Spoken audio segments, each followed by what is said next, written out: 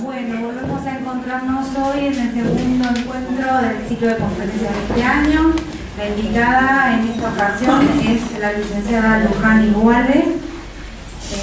Voy a guiarme con el machete que tengo acá.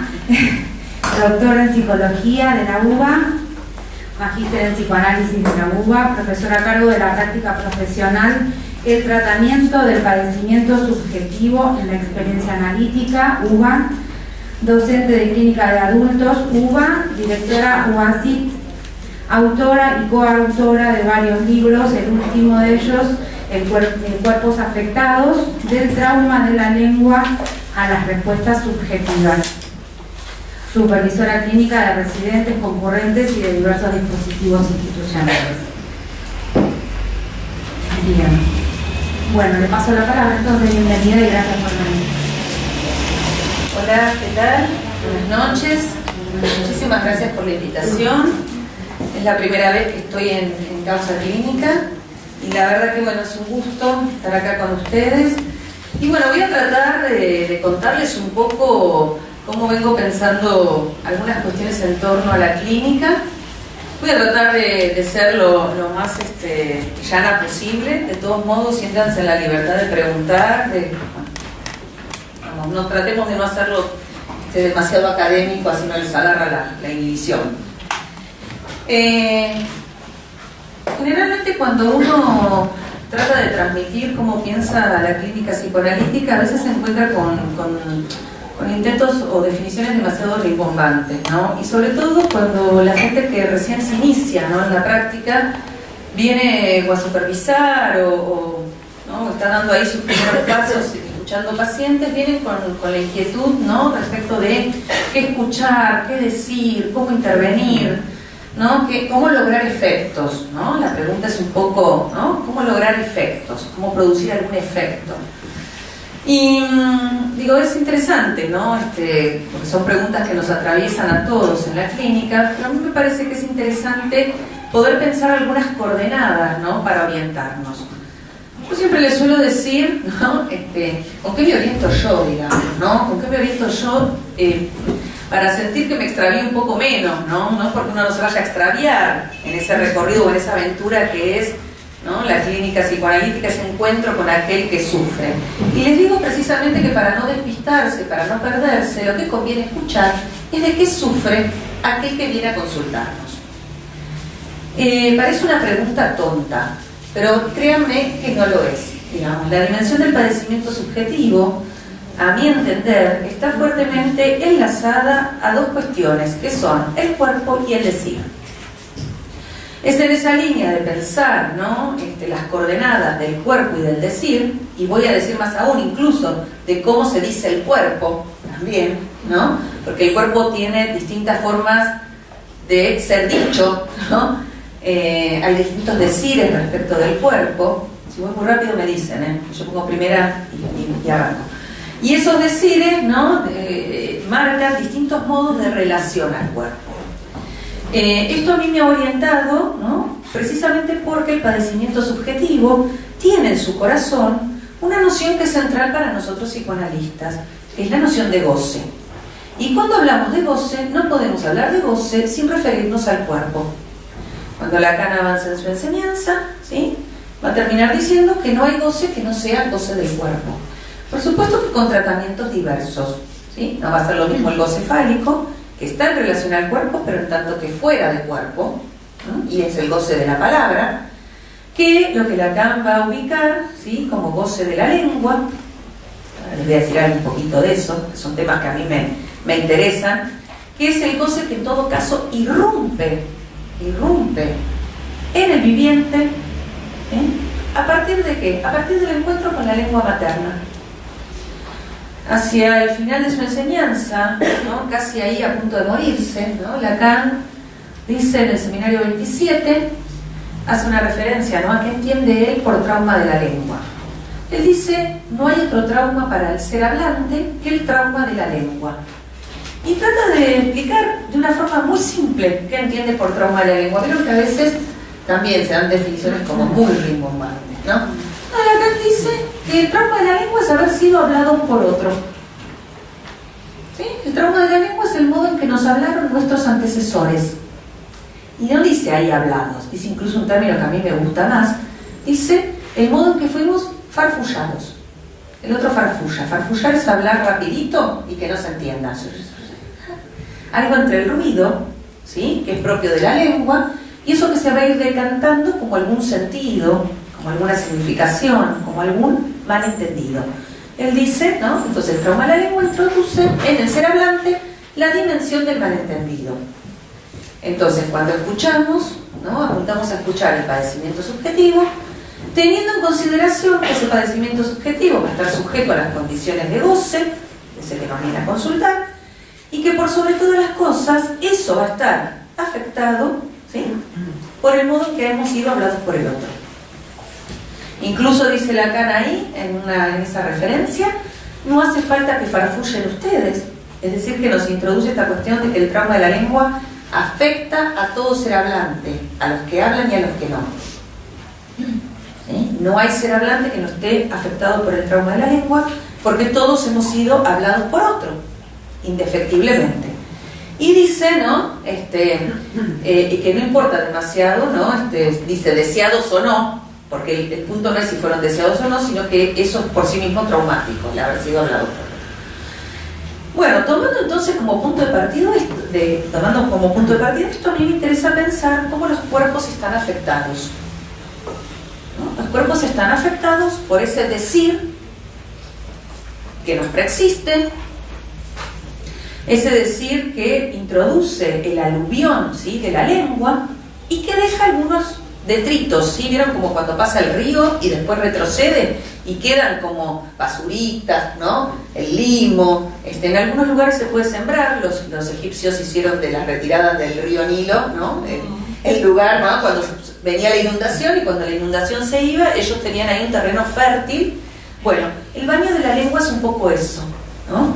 Arrasa, ¿no?, en un primer momento, es traumático, pero también es el terreno fértil para que el cuerpo se abra a las inscripciones, ¿no? Es la condición para que algo pueda escribirse a nivel del cuerpo, a nivel del inconsciente. Es en ese contexto, ¿no?, que a mí me parece crucial pensar qué entendemos por eficacia analítica, ¿no? ¿Dónde está nuestro horizonte? ¿Qué entendemos por efectos terapéuticos, por efectos analíticos? Y ahí hay toda una cuestión, digamos, ¿no? Porque generalmente cuando se tiende a pensar en la eficacia, se tiende a pensar en, bueno, ¿no?, en logros esperables, ¿no?, que habría que ajustarse a cierto parámetro que habría que alcanzar, ¿no? O se piensa en términos de eficacia, es bueno, no puede esto, no puede el otro, no puede el otro, ahora que pueda esto, que pueda esto otro, ¿no? Bueno, y a veces las cosas no son tan simples, digamos, ¿no? Y sobre todo cuando tratamos de dar cuenta de qué hacemos con nuestros dispositivos y cómo damos cuenta de eso que hacemos. Porque lo cierto es que el psicoanálisis produce efectos cruciales en la vida de un sujeto, ¿sí? Produce efectos subjetivantes, sea cual sea la edad del sujeto. ¿Ya? Y con esto, y parte, digamos, de una dimensión ética, o por lo menos como yo lo pienso, que no es como lo piensan necesariamente todos los psicoanalistas, pero digo, yo atiendo a niños desde hace muchos años, también atiendo a adultos desde hace muchos años. Y hay algo que tengo como un poco como paradigma, lo decía el otro día en una clase que fui a dar en el hospital de día en Mafalda. Me invitaron a hablar sobre los tiempos institucionales y los tiempos del sujeto, ¿no? Y yo decía que los tiempos del sujeto no vencen. Parece una media verdad de perogrullo, pero digo, los tiempos del sujeto no vencen. Y digo, hay pacientes que se presentan, digo esto ¿por qué? Porque muchas veces pasa del lado, ¿no?, de quien está escuchando, que en ese paciente que no se ajusta al dispositivo, en ese paciente que no tiene facilitada la asociación libre, o en ese niño que no puede en principio jugar, o en ese niño que todavía no habla, o que pasaron 3 o 4 años y aún no habla, a veces queda de nuestro lado una cosa como de desánimo, ¿no?, o de largar la toalla porque entonces ya no se va a dar.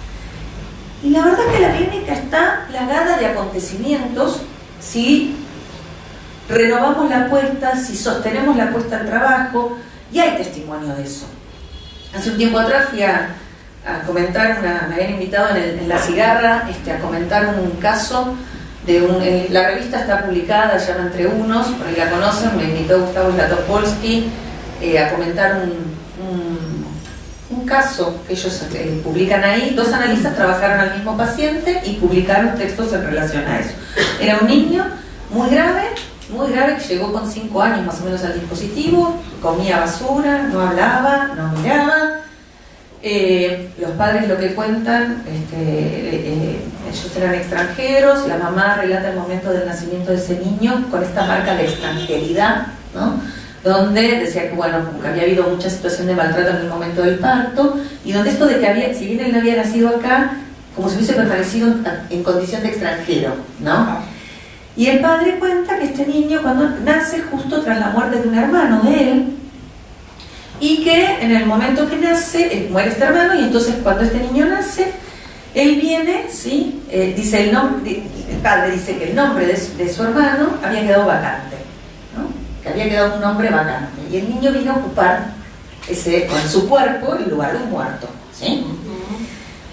Es interesante para pensar, digo, porque no es lo mismo ponerle a un niño amorosamente, ¿no?, el nombre de alguien que ya no está porque hubo un lazo amoroso, ¿no? Y uno le pone un nombre, pero atribuyéndole algo que tiene que ver con un amor, ¿no? Y otra cosa es que un cuerpo tenga que advenir, ¿no?, a un lugar donde, ¿no?, se lo espera, ¿no?, a ocupar el lugar de un muerto. El nombre había quedado vacante. Este niño durante muchos años participaba de 2 talleres, que era el taller de la palabra y el taller del secreto. Y yo le decía a Gustavo, ustedes están más locos que los pacientes, porque digo, el taller del secreto y el taller de la palabra, vive que no hablan. Es muy interesante. Y donde las preguntas que surgían en el marco del taller eran ¿qué dice y quién dice? ¿Qué son digamos, si tomamos el seminario 17 de Lacan, es como Lacan piensa la interpretación, como un medio de decir. En una se pregunta ¿quién dijo? Y en otra, ¿qué dice? ¿No? ¿El enigma o la cita? En una se pregunta por el autor de eso que se dijo y en otro qué quiso decir. Yo le decía que tenía valor interpretativo, ¿no?, eso que pasaba ahí. Y entonces ellos contaban que durante años los chicos cuando entraban al taller tenían que escribir su nombre en un cuadernito. Y que al principio era, ¿no?, este niño era el nombre enorme, Ignacio, grande, así, ¿no?, extendido así, no entraba en la hoja. Y durante años fue un trabajo, ¿no?, hasta que finalmente logró escribir Ignacio así chiquitito. Para esto habían pasado años, él seguía sin hablar, y ellos se preguntaban todo el tiempo si esto era lo máximo que se podía haber alcanzado con este niño, ¿no? Bueno, cuestión más, cuestión menos, yo no me acuerdo muy bien todos los vericuetos del caso, pero en un momento dado, ¿no?, este niño empieza, ¿no?, a decir como con este proceso de escritura que se acorta, ¿no?, y donde escribe no cualquier cosa sino su nombre, empieza a decir esbozos de palabra, banana por banana, ¿no?, y empieza a identificar algo del dibujo con eso, ¿no?, empieza a ver algo de un sentido compartido con el otro, muy primario. Bueno, finalmente un día, en el marco del dispositivo, alguien se dirige a él y le dice, Ignacio, no sé qué, algo, y él se da vuelta y le dice, Ignacio no, Nacho. Habían pasado para esto 14 años, no sé, 10, 12, no sé, o sea, habían pasado años, ¿no? Ignacio no, Nacho, ¿no?, implica un pasaje de la nominación del otro a una autonominación, donde se saca el muerto de encima, no es cualquier cosa. Ignacio no, Nacho. ¿Sí? Si nosotros hubiésemos pensado, ¿no?, en términos de tiene un desorden cerebral, ¿no?, este niño no puede, ya está, o lacanianamente vieron los que dicen a los 3 años la estructura se cerró, habrán escuchado, a los 3 años se jugó la partida, ya está, que es un desplazamiento erróneo, me parece a mí, de la lectura que Lacan hace de la forclusión, ¿no? Porque Lacan dice, sí, bueno, por supuesto que hay algo que se admite o no se admite en un determinado momento, y que se admita o no se admita tiene consecuencias. Ahora, ¿eso quiere decir que no se va a admitir nada más porque eso no se admitió? Esa no era la posición de Lacan, ¿no?, quien pensaba que el final del análisis podía propiciar el surgimiento, decía él, de un significante nuevo. Entonces, digo, entran otras cosas. Se leen las trazas propias, se lee algo, pero en ese leer algo se lee de otro modo, que permite el surgimiento de algo nuevo, que no estaba. Si no, sería todo pura repetición. Bueno, digo, con esto, ¿a qué voy, digamos, no? Que pensar algo de los efectos, claro, si alguien lo ve de afuera, digo, casi uno podría decir, bueno, este chico, y sí, pero no puede tal cosa, bueno, pero no puede tal otra, ¿no? Si nos medimos en términos, ¿no?, de lo esperable. Pero digo, hubo ahí todo un proceso, todo un trabajo que le permitió a ese niño subjetivarse. Subjetivarse, apropiarse en algún punto del cuerpo, tolerar el encuentro con el otro de otra manera. Bueno, eso es lo que para mí, ¿no?, constituye algo de nuestra eficacia, ¿no? Y es algo que podemos rastrear, ¿no?, en todos los casos, o más o menos, en los casos de los cuales podemos dar cuenta. Cuando nos preguntamos cómo pensar el tema de los efectos, yo voy a empezar por el final. Yo les voy a decir cómo yo pienso el tema de efectos analíticos y efectos terapéuticos. No hay acuerdo con esto. Digo, hay distintas posiciones respecto de esto. Yo considero que en el psicoanálisis, si hubo analista, no hay efecto terapéutico disociado del efecto analítico. ¿Se entiende? ¿Sí? Digo, en nuestro campo, ¿sí? Si no hubo analista, hubo sugestión. Porque que haya habido analista o no depende de que alguien diga soy analista. Depende, como decía Ulloa, de estar analista. Es decir, ¿no?, de algo del orden de la posición, de advenir a ese lugar, de prestarse a ese lugar, ¿sí? Entonces digo, no pienso los efectos terapéuticos del psicoanálisis como si pudieran escindirse, ¿sí?, de algún otro efecto analítico. En nuestro caso, siempre el efecto terapéutico es un efecto a posteriori de alguna operación analítica que es preciso poder leer. Cuando hablamos además de efectos terapéuticos, vieron que hubo como una especie de depreciación. O sea, algunos por ahí son más jóvenes, pero bueno, había como una cosa, capaz que todavía sigue del mismo modo, ¿no?, como que lo terapéutico era menos que lo analítico, ¿no?, que había como cierto desprecio por lo terapéutico. Por la terapéutica en general, digamos, ¿no? Y muchos basaban esta posición en algunas cosas que dijo Freud y en algunas cosas que dijo Lacan. Y por supuesto que todo va en como uno recorta, vieron que el otro dice y uno recorta. Y uno escucha, ¿no?, y le hace decir al otro también lo que más o menos le gusta. Todos hacemos algo de eso. A mí me pareció interesante, ¿no?, pensar qué era para Freud la terapéutica, ¿no? Porque claramente para Freud la terapéutica no era meramente el alivio sintomático. Freud no reducía, ¿sí?, el efecto terapéutico al alivio sintomático. Para Freud no estaban escindidos lo terapéutico y lo analítico. Lo que estaba escindido para Freud era lo terapéutico, ¿sí?, de la investigación científica, que son dos cosas distintas. ¿Se entiende esto? Digo, Freud no quería que la terapéutica, ¿sí?, le ganara a la ciencia, en el sentido, él decía, a veces por resolver rápido el síntoma nos perdemos la parte de la investigación, pero no es que él escindía lo terapéutico de lo psicoanalítico. A tal punto no lo escindía que en muchos de sus textos ustedes van a encontrar una definición súper precisa de qué es para él la terapéutica o lo terapéutico. Y para él lo terapéutico es hacer consciente lo inconsciente. Entonces fíjense, y ese es el principio fundamental del psicoanálisis para Freud. O sea, no está escindido de la operación analítica, ¿sí? Entonces, les leo algunas de las referencias en las que pueden encontrar algo de esto.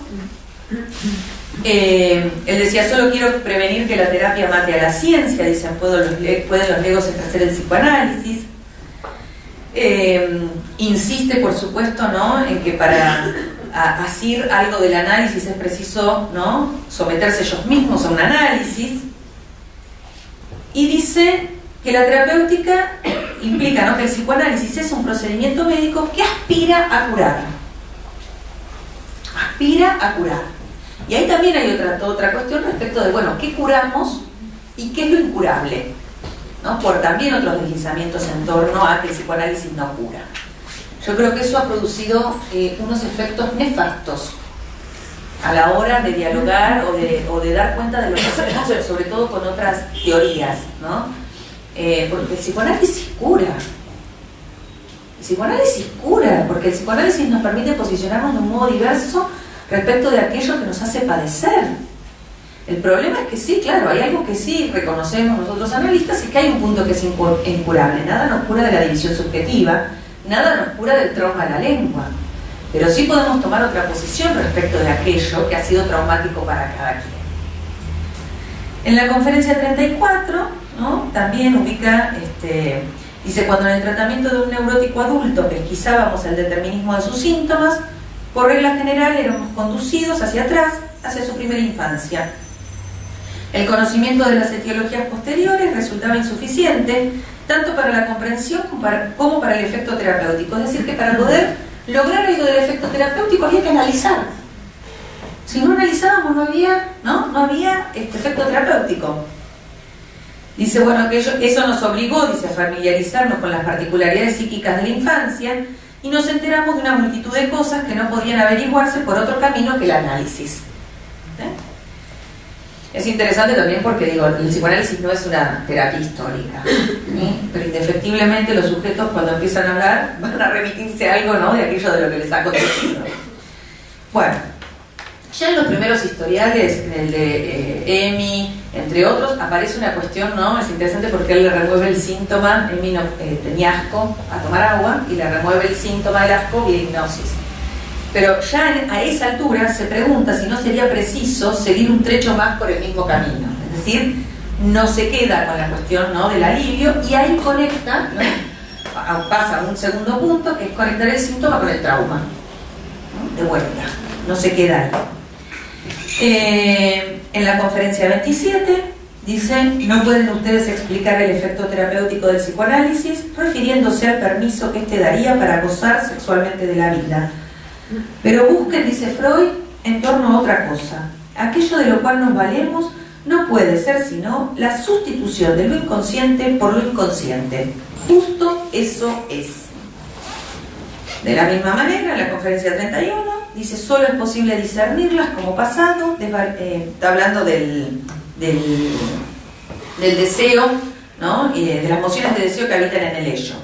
Dice, solo es posible discernirlas como pasado, desvalorizarlas y quitarles su investidura energética cuando han devenido conscientes por medio del trabajo analítico. Y en eso estriba, no en escasa medida, el efecto terapéutico del tratamiento analítico. Para Freud no está escindido lo analítico de lo terapéutico. Bueno, y hay más, ¿no? En análisis terminable e interminable, el efecto terapéutico se liga con el hacer consciente lo reprimido en el sentido más lato, en el interior del ello.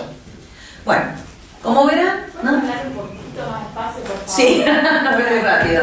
Vieron que les dije, yo aprieto el acelerador. Digo, ¿no?, está clarísimo que para Freud entonces de lo que se trata es de hacer consciente lo inconsciente.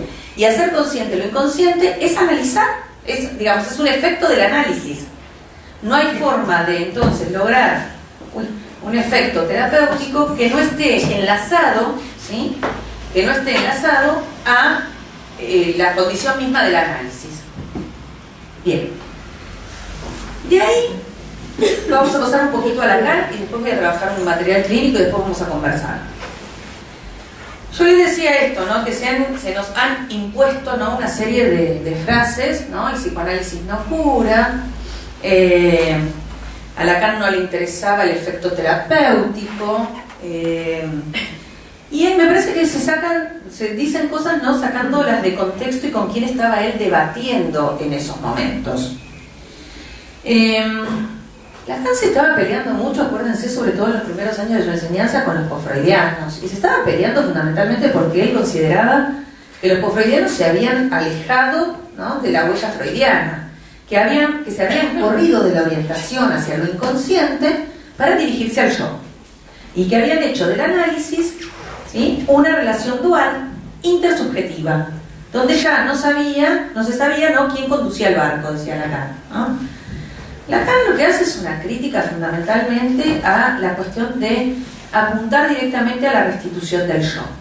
Si ustedes buscan en el seminario 1, por ejemplo, hay una referencia que él hace, él dice, toma un ejemplo de Annie Reich, que en realidad no era un ejemplo de Annie Reich, él se confunde de Margaret Little, pero en el seminario 1 aparece como de Annie Reich, de un paciente que llega como en un estado brumoso, muy confundido, a su sesión. Él era analista también, digamos, no era analista practicante también, y viene, ¿no?, llega así en ese estado brumoso, luego de haber ido a la radio a hablar de un tema de psicoanálisis, ¿no?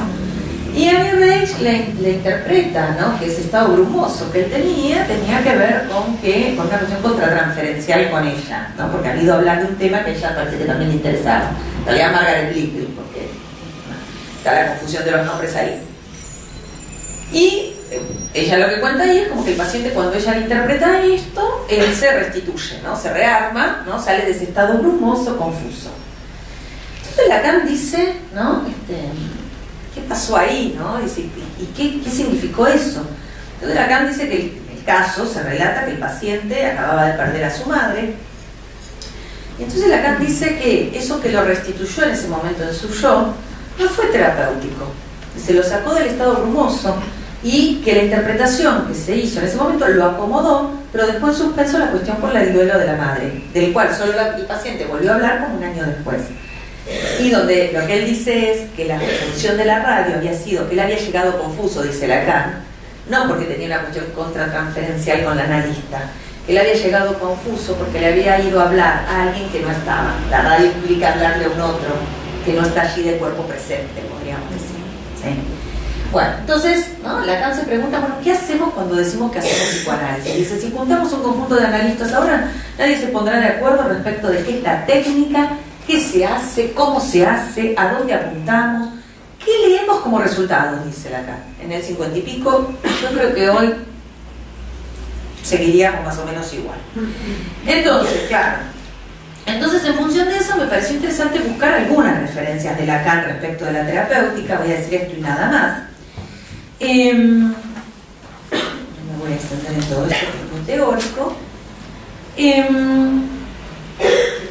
Una de las referencias, que es la más conocida, digamos, la encontramos en Variantes de la Curatipo.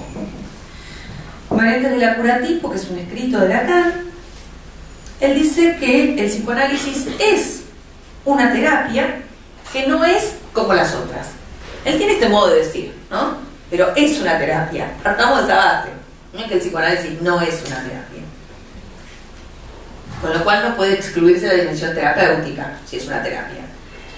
Pero dice que se sustenta, ¿sí?, en una dimensión ética sujeta a ley, cuyas variables se sostienen, dice él, en una preocupación puntillosa, llegado el caso, de pureza de los medios y de los fines. Es decir, que nos interesa a dónde llegamos y cómo llegamos ahí. ¿Sí? Bien. En la dirección de la cura, ¿no?, se burla un poco de los analistas freudianos que piensan, ¿no?, el éxito terapéutico en función del éxito en lo profesional, como en torno a los ideales, ¿no?, a que se logren ciertos ideales. Él dice que nosotros no vamos por esa línea. Dice incluso algo que para mí es crucial en la dirección de la cura: cuanto más interesado el analista en su ser, más se extravía. Cuanto más preocupado estoy, ¿no?, estoy por producir efectos, por ver cuán buen analista soy, más me extravío, digamos, ¿no? No es por ahí. Cuando hablamos de destitución subjetiva en el análisis, hablamos de eso. Hablamos de poder corrernos, de estar preocupados por eso, entre otras cosas.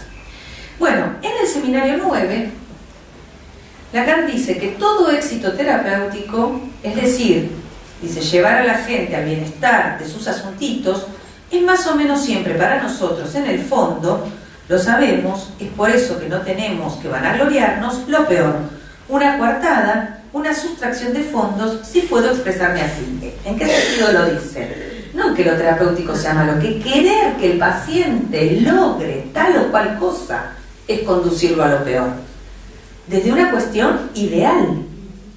No, ¿se entiende la diferencia? Y dice algo más en ese seminario, que me parece que da cuenta del interés de él por lo terapéutico. Dice que el éxito terapéutico, ¿no?, implica siempre haber podido lograr antes una modificación libidinal. O sea, ¿no?, el efecto terapéutico implica que algo de lo libidinal tiene que ser tocado. Si no, no hay efecto terapéutico. Para tocar algo de lo libidinal, eso no es sino un análisis. En el seminario 10 lo dice más fácil. Digo, esto de su interés por la terapéutica. Dice, vuelve a esta idea de que ya la había dicho en Variantes de la Cura Tipo, yo no la dije porque la repetimos mucho, ¿no? Que los efectos vienen, que la cura viene por añadidura, dicen Variantes de la Cura Tipo. Lo vuelve a decir en el seminario 10, pero miren lo que agrega. Dice, en el análisis la cura viene por añadidura. Se vio en ello algún desdén por aquel que está a nuestro cargo y que sufre. Cuando yo hablaba desde un punto de vista metodológico, es muy cierto que nuestra justificación, así como nuestro deber, es mejorar la posición del sujeto. Nuestra posición y nuestro deber, mejorar la posición del sujeto. O sea, esta cosa de el paciente no quiere cambiar, goza en eso, sí, claro, si pudiera dejar de gozar de ese modo no vendría a vernos. A ver, hola. Sí, a ver, ¿no? Básicamente le pasa eso, que no puede dejar de hacer eso. Y no sirve de nada combinar al yo, ¿no? Ahora ya lo sabe, listo, cámbielo. No funciona así. Bien. Pero no se han escuchado alguna vez diciendo alguna pavada de esa. Digo, ¿a quién no le ha pasado alguna vez? O pensándola al menos, qué sé yo. Uno se da cuenta que no funciona por ahí. Bueno, entonces, ¿qué quiero decir con esto? Que el analista no puede descontarse, ¿sí?, de los efectos que produce, tanto de los buenos como de los malos. Freud decía algo muy lindo, creo que lo decía en Análisis Terminable e Interminable, si no me equivoco. Decía algo así como que el analista podía favorecer la cura, pero también entorpecerla, ¿no? Entonces digo, me parece que estar advertidos de que también podemos ser nocivos en determinados momentos, ¿no? Hace, ¿no?, o habla de nuestra posición ética. De allí la importancia, bueno, de las supervisiones, ¿no?, del trabajo con otros, de la discusión clínica, de pensar no al paciente como algo objetivable por fuera de pensar qué posición tenemos nosotros ahí, desde dónde estamos escuchando. Porque cuando vamos a supervisar, no supervisamos al paciente, supervisamos nuestra posición ahí. ¿Qué es lo que no estamos pudiendo escuchar? ¿Dónde no estamos pudiendo intervenir? ¿Por qué no podemos intervenir ahí? ¿No? Entonces digo, a mí me parece que es crucial, ¿no?, entender que la transferencia incluye al analista y al analizante. Así lo piensa Lacan a la altura del seminario 8.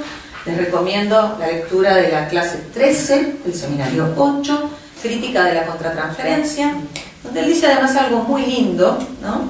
Porque él ahí hace una crítica a la contratransferencia. ¿En qué sentido? Él no dice que no existen afectos o sentimientos del lado del analista. Él dice, cuando hace una crítica a la contratransferencia, lo que dice es que la contratransferencia no es un concepto.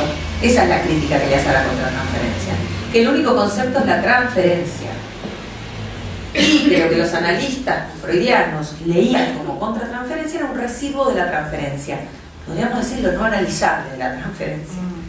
Y en tanto no analizable requiere algo del acto analítico allí en juego para poder maniobrar con eso.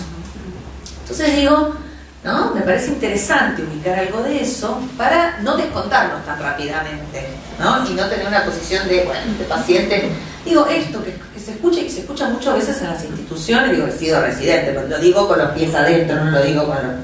Este paciente es un caño, este paciente tiene poca tela, este paciente no cuenta con recursos, y no, ¿qué vamos a hacer? Mirá, y si con los padres que tiene, bueno, ¿se entiende a dónde voy? Digo, desde ahí es complicado alguna apuesta. Y lo que nosotros podemos ofrecer como posición ética es la apuesta a un sujeto por venir. Siempre. Bueno, voy a ir un poquito al caso y antes del caso por ahí les quería decir algo de que lo deben conocer, porque digo, es algo que está online, pero ya me metí todas las hojas. Hay un ejemplo muy lindo, digo, hay ejemplos lindos del Lacan analista, ¿no?, de esos testimonios que dieron sus analizantes, ¿no? Digo, hay uno que tiene que ver con esto de tender la mano, de que el analista es el cuerpo, de que no es solamente puro significante, ¿no? Que no es sin el significante, pero no es solo significante. Digo, que hay algo del equívoco que puede jugarse de modos muy diversos. Y que hay intervenciones, ¿no?, que lo que leen en todo caso claramente es el padecimiento del sujeto. Uno, no sé si lo han escuchado, creo que es, sí, capaz que estoy mezclando el ejemplo, ¿no? Pero creo que es del que escribió El día que Lacan me adoptó. Creo que es de él, no estoy segura. Llega a consulta con Lacan, primera vez que va, y le dice, o sea, va desencajado, en realidad porque había fallecido su analista. Entonces Lacan se pone sobre todo y le dice, vamos a verlo bien.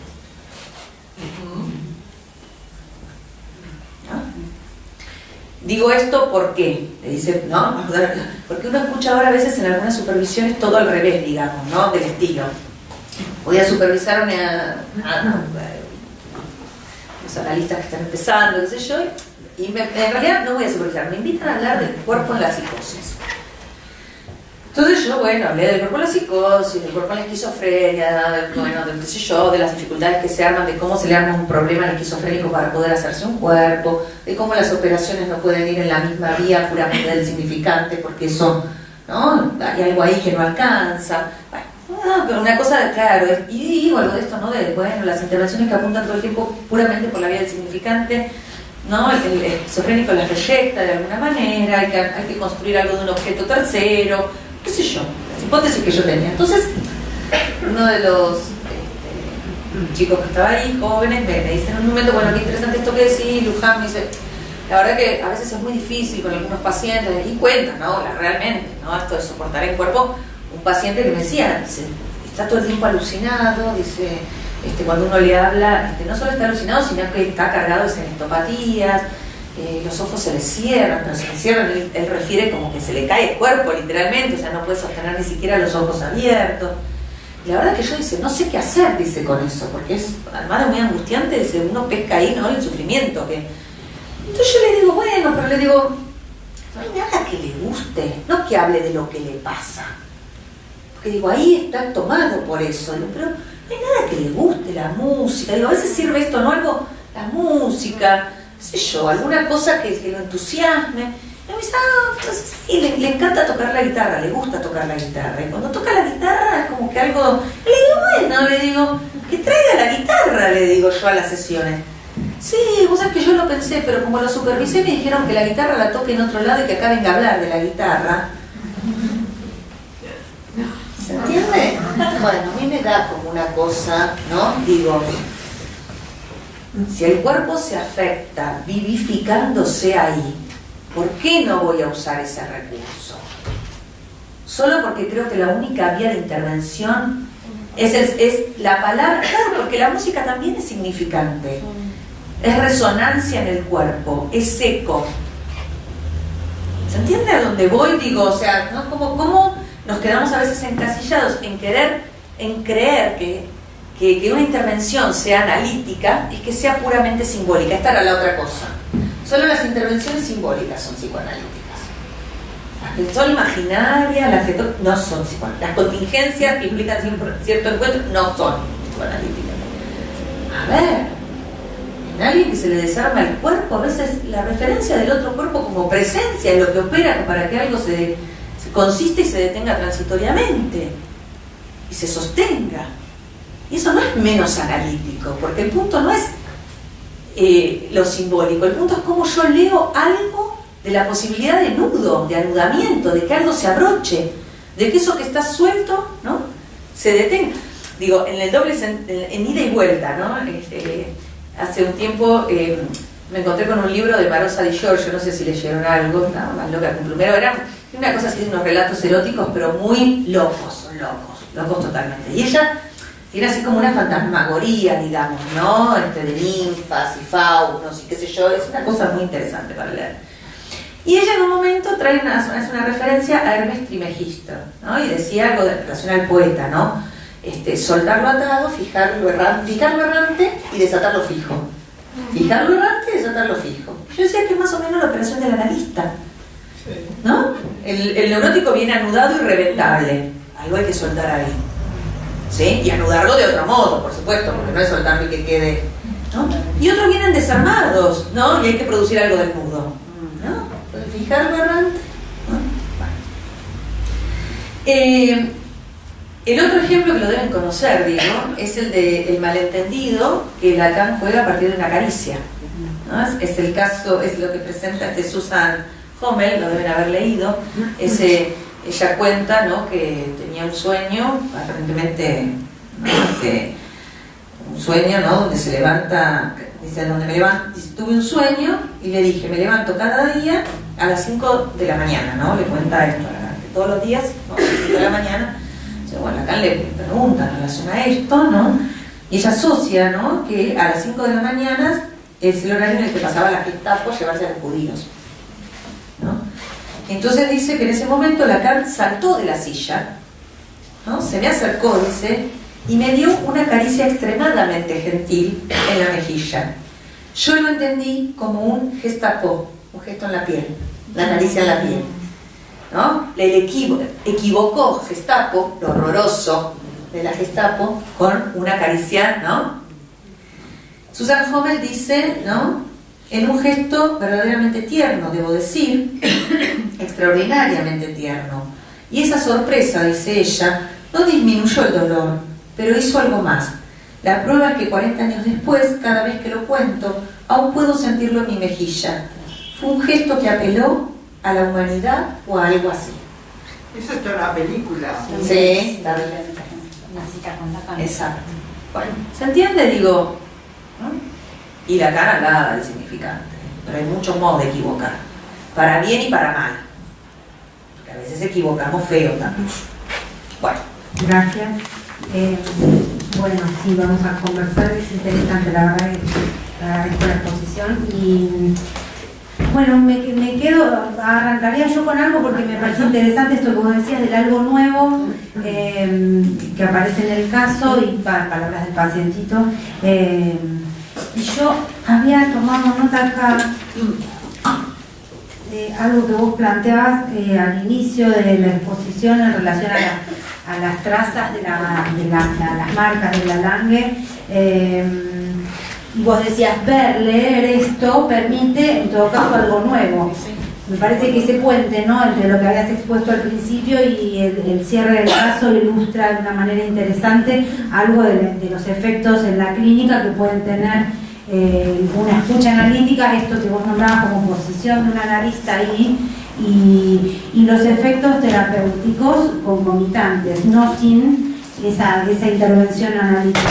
También agradezco el caso porque me parece que es sumamente interesante poder pensar justamente los casos clínicos, la práctica nuestra cotidiana en instituciones, en el consultorio, en distintos espacios, pero a la luz de conceptos que nombramos como de la última enseñanza de Lacan, que asustan un poco, son complejos verdaderamente, pero poder servirnos de algún modo de lo que cada quien, a la altura del recorrido que esté, pueda pensar a partir de estos conceptos. Así que bueno, si podés ampliar un poquito esto en relación a lo nuevo.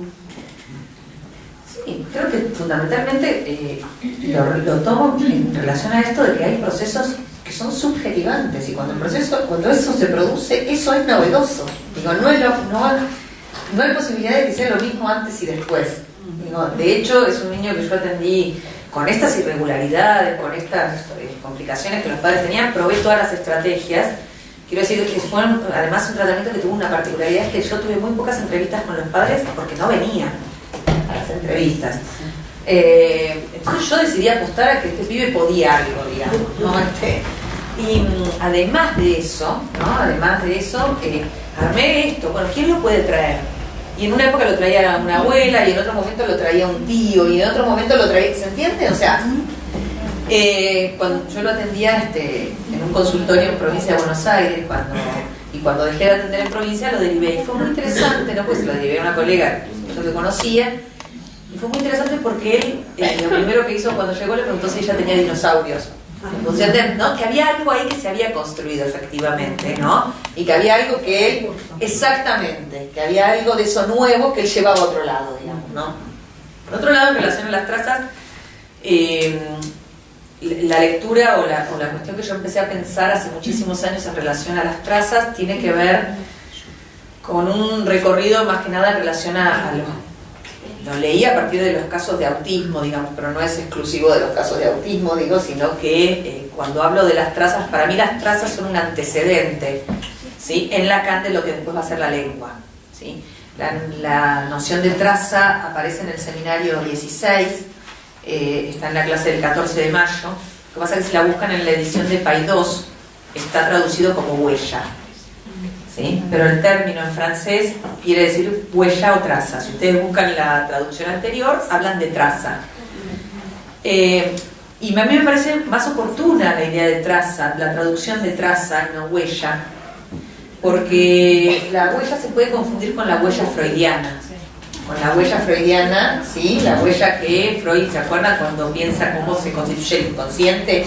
Y plantea el tema del Paine, la huella freudiana. Bueno, la traza es como previa a la huella freudiana. La traza es más cercana al signo perceptivo, ¿sí? ¿Se entiende? Y para mí la impronta de la lengua, ¿no?, tiene que ver con ese resto de lo visto y lo oído, que no es la huella, que es el inconsciente estructurado como un lenguaje. ¿Sí? El inconsciente estructurado como un lenguaje lacaniano es la noción de huella, sujeta a las leyes del inconsciente, ¿no? La condensación, desplazamiento, metáfora, metonimia.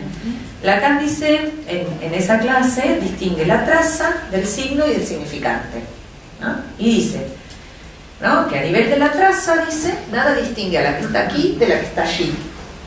No se distingue una traza de la otra, no tiene el valor de oposición diferencial que tiene el significante. ¿Se entiende? Y dice, a nivel de la traza, ninguna necesidad de un otro. La traza es previa a la constitución del otro simbólico. Es el efecto del encuentro con la voz y la mirada del otro. De ese otro primero, de ese otro de los primeros cuidados, ¿sí?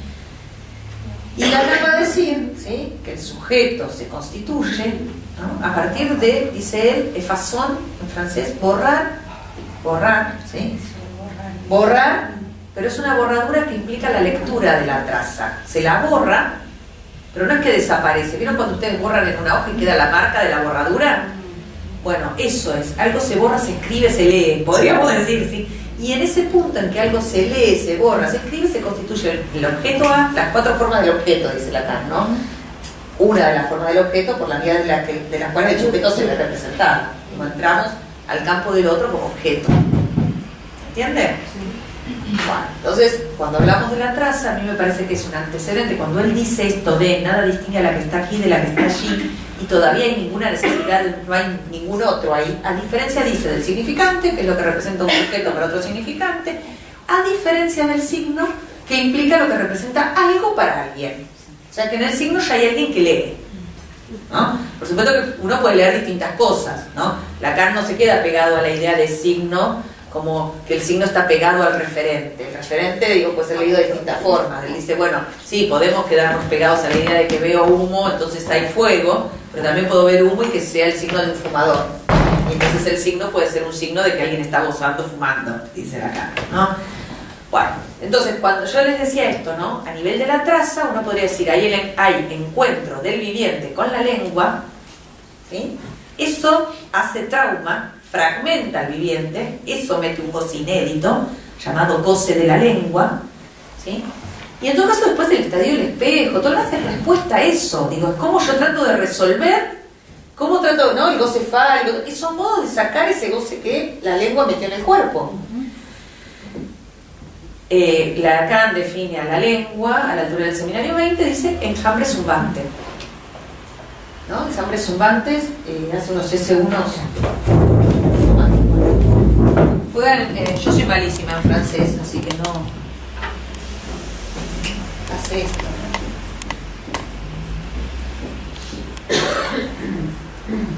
Y juega porque con la homofonía, ¿sí? Porque en francés enjambre y S1 son homofónicos, suenan parecidos. Entonces él dice que la lengua es eso, un enjambre zumbante. Un ejemplo re fácil. Estaba por, digo, a esa, ¿no? Sí. A ese enjambre zumbante se van a extraer algunos S1. No sabemos por qué unos sí y otros no. Digamos, cuáles de esos S1, ¿sí? En ese ser farfullados por el otro se recortan algunos significantes. Voy a dar algunos ejemplos re sencillitos. Cuando yo estaba embarazada, vieron que uno está embarazada, va a las charlas que le da el neonatólogo, no sé qué, bueno, todas esas que te hacen ir el curso del reparto y todo eso. Entonces había un pediatra, un neonatólogo que decía, bueno, ¿por qué los bebés se tranquilizan, vieron, cuando los ponen cerca del pecho de la mamá?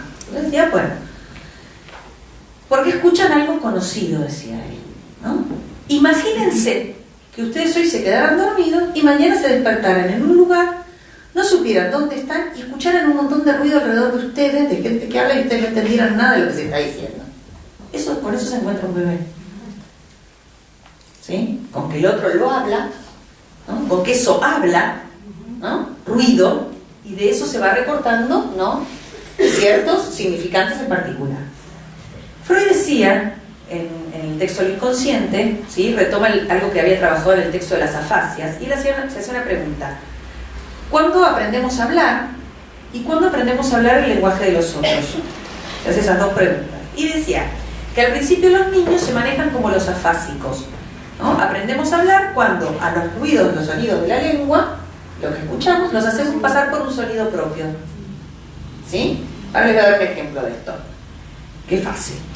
Y dice, aprendemos a hablar la lengua de los otros cuando tratamos de reproducir, de que lo que decimos se parezca a lo que escuchamos. ¿Se entiende? En el primer caso, no, claro. Sin el otro y con el otro. En los dos casos es con el otro y sin, porque es lo que escuché, pero no se ajusta del todo a lo que el otro dijo. Puede haber una diferencia entre lo que el otro dijo y lo que yo repetí en el primero. Ajá. En el segundo, sí, aprendo a hablar el lenguaje de los otros cuando trato de ajustar lo que el otro dijo, o lo que yo digo con lo que el otro dijo. Ejemplo. Mi hijo era chiquito, se llama Bruno. Cuando empezó a hablar, en un determinado momento, todos los objetos del mundo eran uno. Uno, señalaba. Uno. ¿Yo qué hice? Un libro, un teléfono, un caramelo. Uno. Lo que se recortaba era uno, que no era cualquier cosa. Era algo que tenía que ver con su nombre propio. ¿Se entiende? No da lo mismo que yo deje todo en uno y que uno se coagule y que uno no se dialectice, ¿sí? A que uno devenga otro. Teléfono, ¿se entiende? Bueno. ¿Ah? Y además jugaba, ¿no? A que hablaba por teléfono, todavía no hablaba, y jugaba a que hablaba por teléfono. ¿Se entiende? Una jerga imitando también lo que el otro dice. Pero digo, este ir ajustándose a lo que el otro dice es también porque el otro introduce una variación en eso. Y hemos pesquisado que entre esa nominación del otro, ¿sí? Que tiene que ver con el nombre asignado a un niño, hay un momento de autonominación que está en los niños. Digo, hemos comprobado porque lo hemos conversado con varias colegas, y otra contaba que la hija se llamaba Cata, el recorte era Ata. Otra era Emma, Ma. Digo, había algo, ¿no? De eso que es de la extranjeridad a cierta apropiación. Como ajeno, porque es nombrar los objetos del mundo, no decía uno. Era él en todo caso, ¿no? Bueno, ¿se entiende? Y ahí uno puede ver entonces cómo hay distintas instancias de lo simbólico, ¿no? La lengua, el lenguaje. Hacerse sujeto de discurso es otro asunto. Decir yo es otro asunto. Por eso los niños primero se nombran en tercera persona y no es patológico. A los 2 años, 3 se nombran en tercera persona y es normal. Es un momento de asunción, ¿no? A los 2 años cuando un chico dice yo y se señala. Pero al principio no dice yo. Al principio dice su nombre y se señala como si fuese otro. Porque esa extranjeridad es el efecto que tiene. Somos extranjeros en nuestro cuerpo porque la lengua nos ha afectado. Si la lengua no nos hubiese afectado, seríamos como la unidad ratera de la que habla Lacan en el seminario 20 cuando habla del experimento. La rata es una unidad, dice. Nosotros tenemos la sensación de que el cuerpo tenemos que apropiarnos y Lacan dice el cuerpo puede levantar campamento en cualquier momento. No solo para la psicosis. ¿Alguien tiene alguna otra pregunta?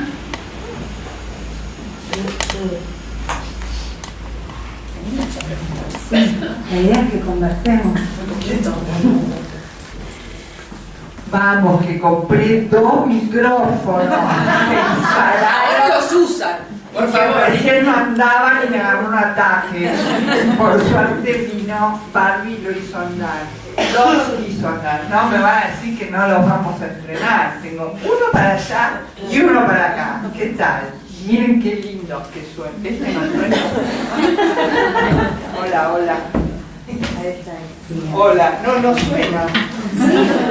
Bueno, tengo uno hoy. Uno. Al menos uno. La próxima prometo 2. Recién andaba la mano. Es lo real que avanza esto. Bueno, vamos chicos.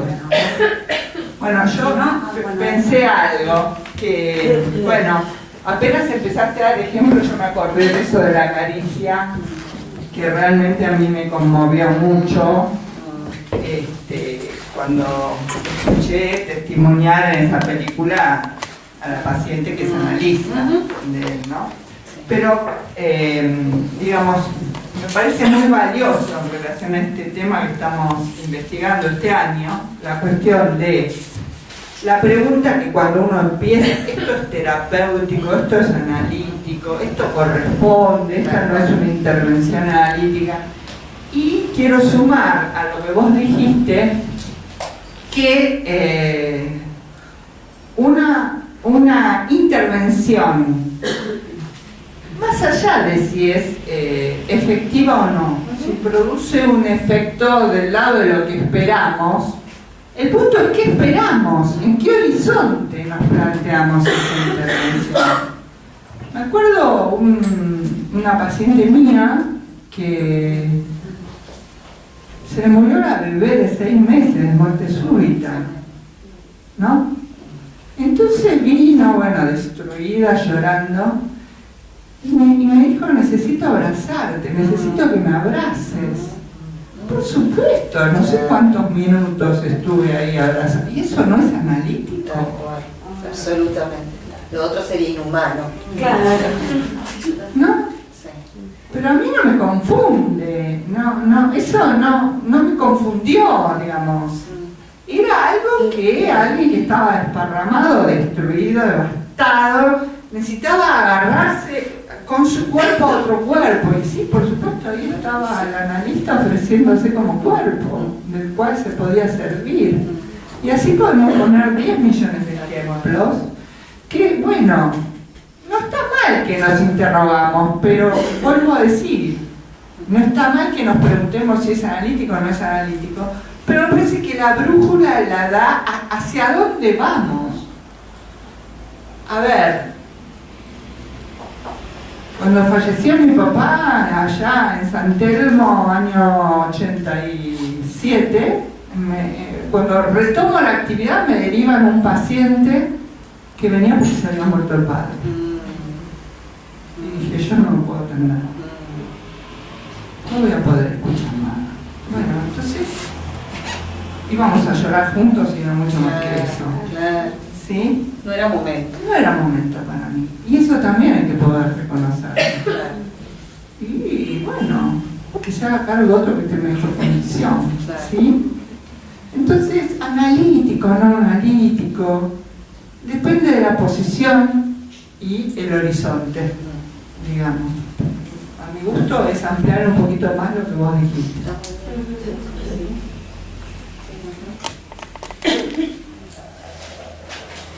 Que ahí la cara aparte plantea en el seminario 10, ¿no? Esto de cuando un paciente está...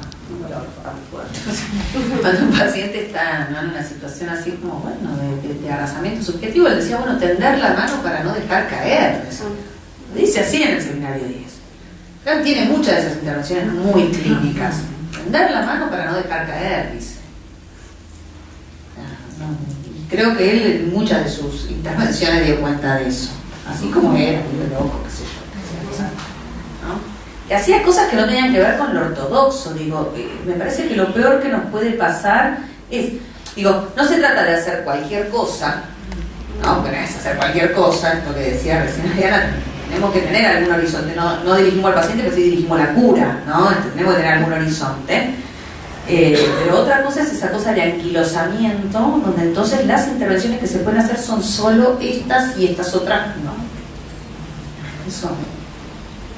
Yo como atendí muchos pibes graves durante mucho tiempo y tantas pavadas que la verdad que no me... Bueno, sí. No me... Sí, la otra cuestión que me pareció también interesante... ¿No? Uno se ve haciendo cada cosa. Todos los adolescentes que también requieren que no tengas... No, pensaba...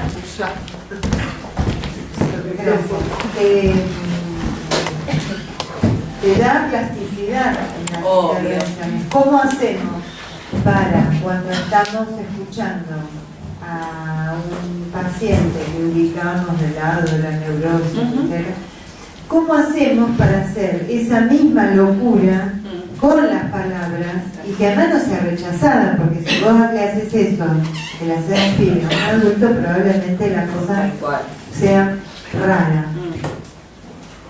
¿Cuál sería el equivalente? ¿Cómo sería hacer eso para no ponernos ese traje rígido de la interpretación? ¿Cómo hacemos para tocar el cuerpo con la palabra? Yo creo que hay algo del tono, yo creo que hay algo que es fundamental del cómo, ¿no? Decimos lo que decimos. Yo uso mucho el humor. El humor, te iba a decir el humor. El humor que no es lo mismo que el chiste. No. El humor que no es lo mismo que el chiste. Si ustedes leen el texto de 1927 de Freud acerca del humor, enseña mucho, ¿no? Porque él dice que el humor tiene algo digno. Tiene algo de dignidad que el chiste no tiene, dice, ¿no? El humor tiene que ver con eso, que de lo terrible uno puede hacer otra cosa. Eso es el humor. Que de algo terrible se puede hacer otra cosa. ¿Sí?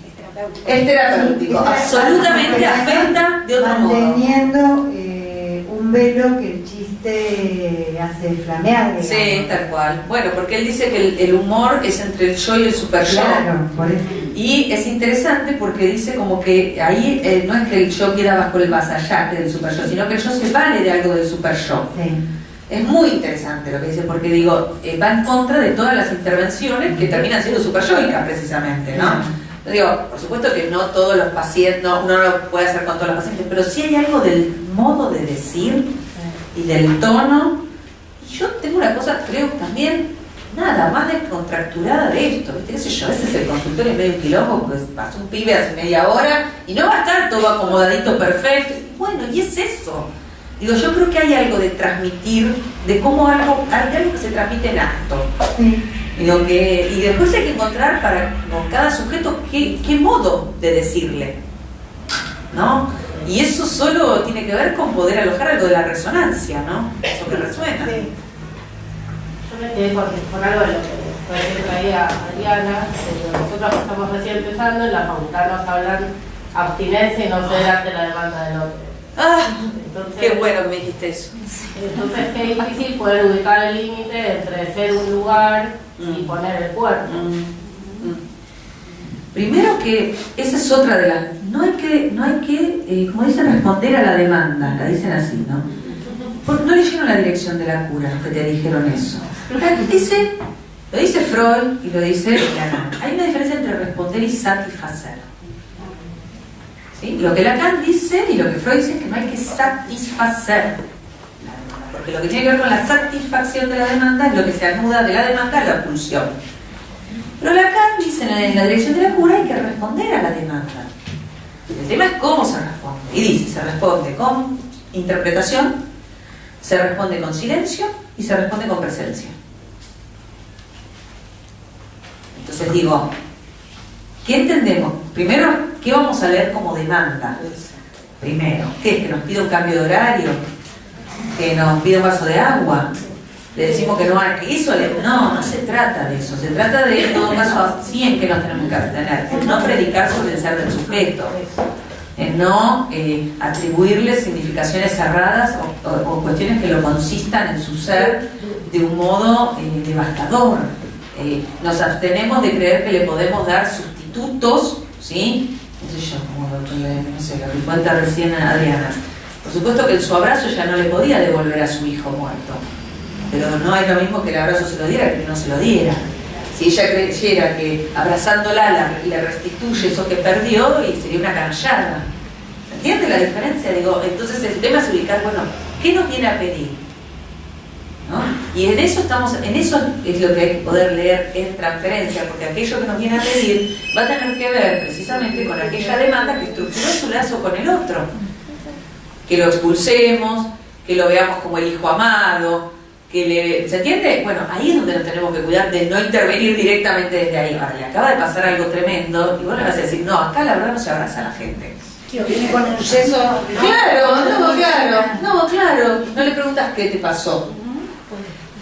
¿no? Hoy unos papás en el marco de una entrevista, el chiquito que viene hace 2 años, que había tenido un síntoma de enuresis persistente, o sea, nunca había logrado controlar esfínteres, tiene en este momento 8, y hacía ya unos meses que el síntoma había cedido, ¿no? Había dejado de hacerse pis.